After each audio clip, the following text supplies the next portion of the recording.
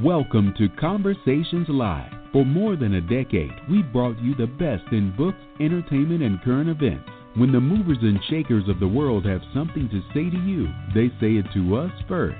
Now, here's your host, Cyrus Webb. And welcome back, everyone, to Conversations Live. I'm your host, Cyrus Webb. Glad you all could join us once again, whether you're tuning in on the radio dial in Mississippi at WYAD 94.1 FM. We welcome you all to our program, as well as tuning in online worldwide through our online affiliates. We're glad to have all of you with us as well. As I always tell you guys, one of the great things about doing this job is I'm able to not only talk to some interesting people, but also to watch projects that I think you all will be interested in as well. I'm really excited to welcome to our program today producer and director Tony Germinario, as well as actor Kevin Donato. We're going to talk to them not only about their new film called Bad Frank, but also what it's been like for them already to see the response to it, what it's been like for them to do in the industry what they love, and then, of course, to be able to use social media to be able to share that with all of us. Now, if you're just hearing about Bad Frank, we'll tell you a little bit later how you can find out more information about the film. But Tony, Kevin, hello to you, and welcome to the program. Thanks for having us. Oh, the pleasure's definitely on mine. Hey, doing really good. Tony, I'll start with you if you don't mind. You know, this is one of those films, when I first saw the trailer, I knew this was something I was going to want to enjoy, because I think we all know what that's like to kind of go through those moments when someone's talking to us and asking, okay, well, how are things going? And, you know, you're not exactly telling them, you know, everything, but you're trying to be as honest as you can be without admitting you've kind of fallen off the wagon, so to speak. What has it been like for you since the release of the trailer to see the response to the film, but also the different layers of this film? Well, the response to the trailer has been really good. I mean, when we first came out with the trailer, we actually had that for several months, and we sat on it for a while because it was part of our overall strategy. We didn't want to put the trailer out there, have people really like it, and then not have the ability to go get it immediately. So we kind of released a lot of different components of the film at different points to try and drum up interest, but it wasn't really until the actual day of the release that we got the trailer out there in front of everyone. And, you know, the response has been great. You know, overall, we've had such great support for the film, and the film's done well in a bunch of festivals and distribution and such. So, you know, it's really humbling, and it's just a great experience to see that people are actually enjoying something that we put together. Right. And for you, Kevin, I mean, what has it been like for you to not only, of course, to be able to star in this, but also to see the way that people are really kind of taken by the different layers of Frank Pierce and you know, and the layers that he's able to reveal to all of us in the film? It's been exciting, man. You know, I heard I'm a pretty big boxing fan, and boxers say after a fight, it's all like the hype up to a fight, and then the big showdown. And then when it's over, it's like this odd lull, this odd purgatory.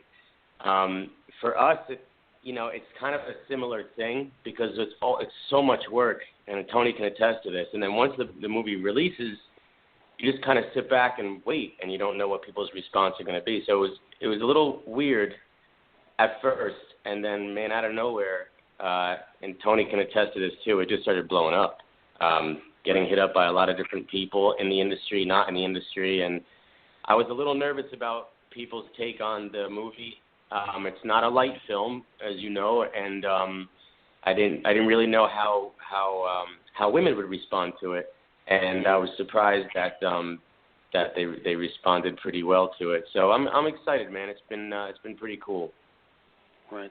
You know, Tony, Kevin brings up a really good point, and that is, I think one of the reasons why, and I'm glad you mentioned that, Kevin, about the women, because I think we see that this is not, it's not as though Frank is a bad person, as we would see, but he is someone who, like a lot of people, you know, they have those pressure points, and we're able to see how that kind of builds up in the film. Was that kind of what you intended, Tony, when you were kind of developing the storyline?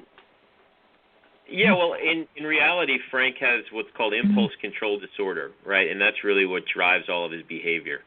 So in the very beginning of the film, he's trying to repair old relationships with his family and friends, and he's medicated, he's married now, and he's really trying to start over. But, you know, at the end of the day, he is who he is.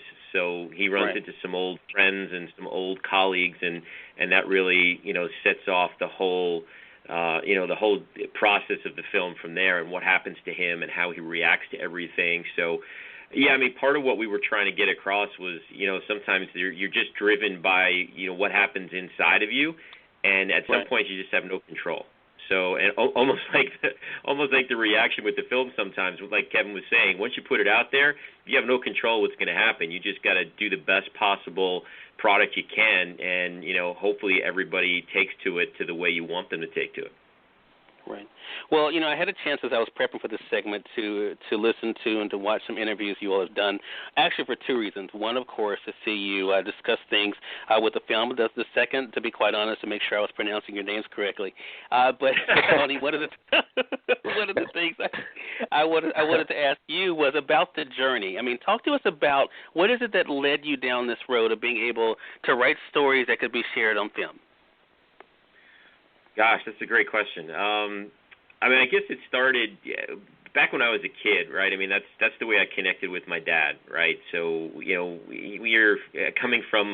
It's funny, we all come from an Italian background, almost everyone in the film. So, when you have kind of a strict Italian father, sometimes you gotta find ways to connect, and we always connected through film. We could always talk about stories and characters and stuff like that. As I was growing up, I took a detour for a while in the music industry where I was in a touring band for a while, but I never strayed too far from storytelling because even when I was in the band, I was the songwriter, right? So I wrote most of the lyrics for a lot of the songs and, did a lot of that sort of thing. So, once I got away from music and kind of got my way back into screenwriting and film, that was, you kind of go through the whole thing. The first real script I wrote was horrible. The next one I wrote wasn't as horrible. And they got a little bit better until they got to the point where I would actually show them to people and, would have a little bit more confidence in being able to let people see what I'm doing. And, that's kind of how it all started. I met a guy online and was hired to write a script for him, a guy by the name of Choice Skinner. Choice actually directed a film that I wrote a couple of years ago, and that's how I met Kevin. Kevin was a featured role in that film, and Jersey Strong, we both hit it off, and a couple of years later, here we are with Bad Frank. Yeah, and Kevin, with your story, it's been interesting to see how you've been able to not only maneuver the world in front of the camera, but also behind the camera as well, as a writer yourself and producer. I mean, what is it that kind of led you down this road of wanting to be able to bring stories to life both in front of the camera and behind the camera? I think embarking on the journey of an actor and just going full force in at a certain time in my life, I realized that to be an actor, it's all encompassing.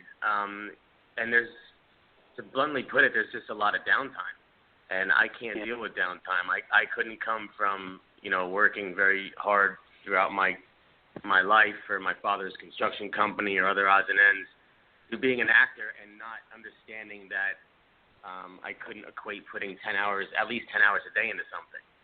So with being an actor, you can only do so much. A lot of actors go to the gym during the day or they watch movies and they consider that productive, and I'm just not that guy. So for me, it was twofold. It was one, just really wanting to stay productive, and two, just having stories to tell within me as well and not having the outlets to do it. So rather wait on an audition and all those variables and see if I get a part, and might as well just get involved in the other end of things, and that's what I did. Right.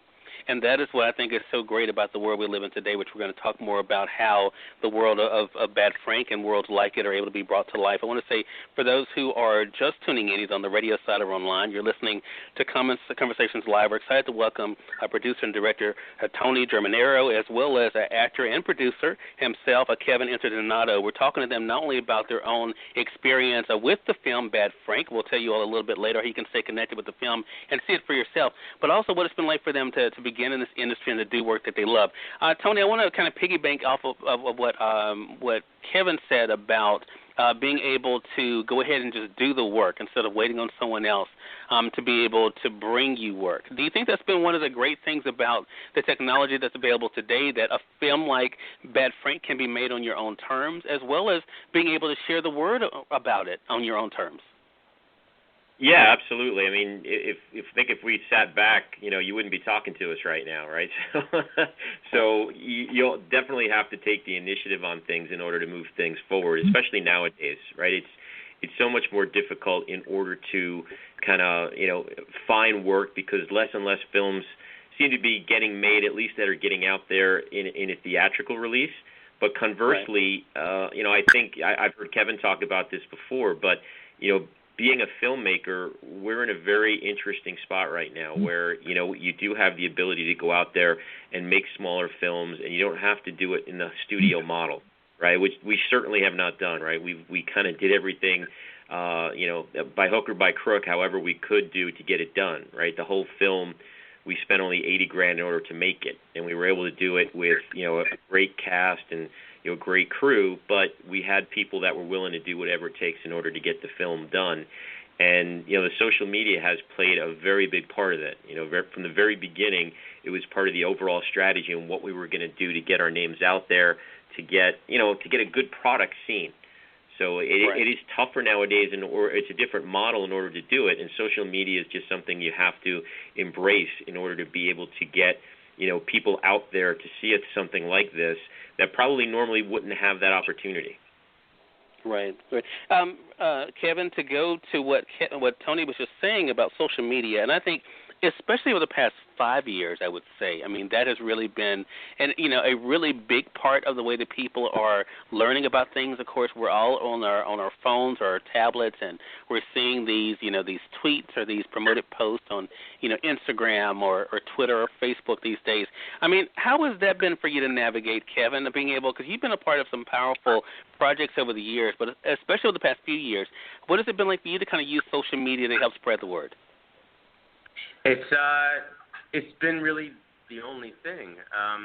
Technically, it's a little bit unfortunate sometimes because of the restrictions social media puts on being able to let everybody know, all of your friends or all of your fans, what's happening. There's like a small percentage, I don't even know what they are, but there's 8% of your family and friends on Facebook, see your post, or 2-3% on the Facebook pages. So that's an unfortunate thing. For me, man, I don't know. I think social media is a necessary evil. I joined Facebook, several years back because of the business. I don't mind it because I can obviously keep in touch with friends and, and family and all that stuff, and let people know about the business. But I just wish there was certain avenues that would be easier to let people know what's going on.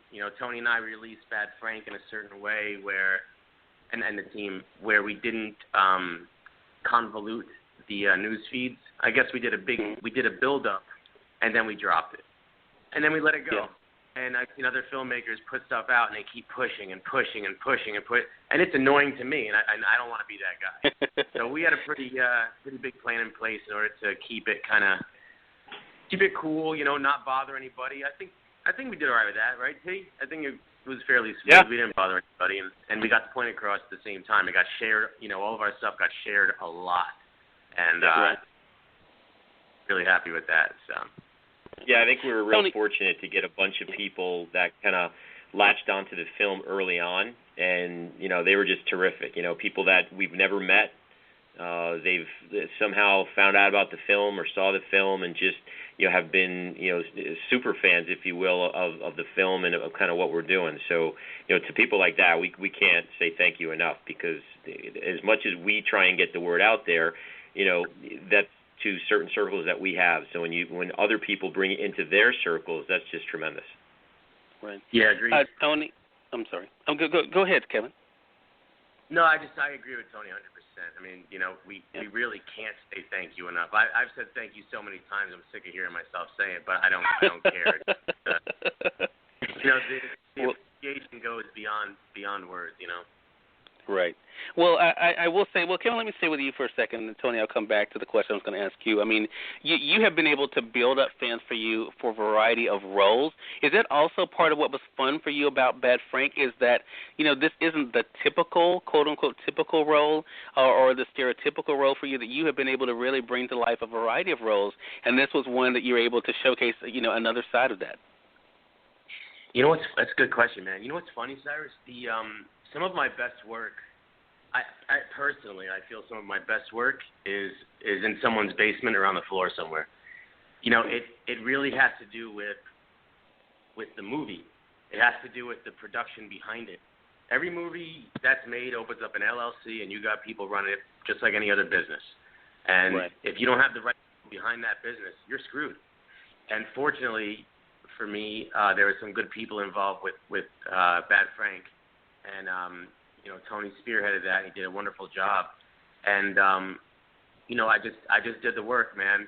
Sometimes I was surrounded by wonderful people, and it all just kind of came together. So it really comes down to the project, especially for independent film with modest or low budgets. The bigger films, the big indies. The big indies are basically studio films anyway, and then they got studio films, and they're already prepped for success before they even start shooting. So you're kind of behind the curve, and if you have good people running the business, essentially the film, and it will get out there. And then that's all I could ask for. So I was kind of grateful, to be involved in it. Right. Tony, the question I was going to ask you, then I thought of that question for Kevin, was based on something that Kevin actually said, and that was about the letting go. I can imagine as the writer, producer, director, it's not always easy. There's always tweaking I'm sure that you could see that you would want to do. Talk to us about the letting go of Bad Frank. I mean, how easy was it for you, and was it in some ways a sigh of relief for you that finally people are going to be able to see all that you all put into this?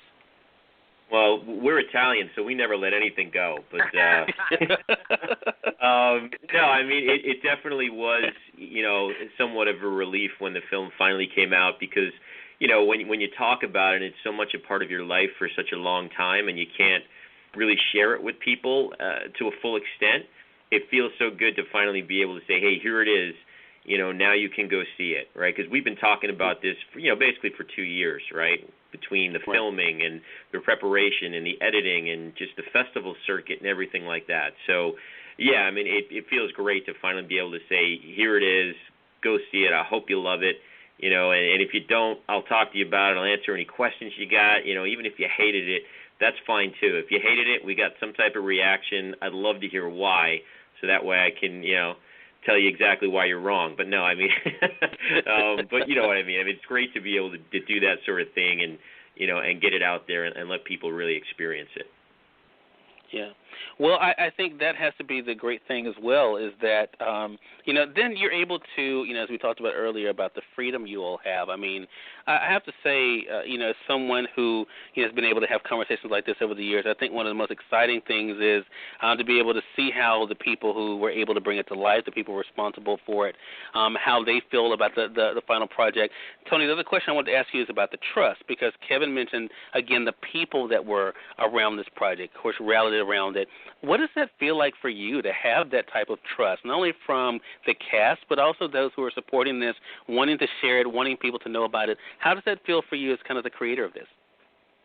I mean, it's fantastic. The cast and crew that we put together, I think, Kevin has said this before, it's kind of like an all-star team, right? I mean, we had people on board that everybody knew somebody, right?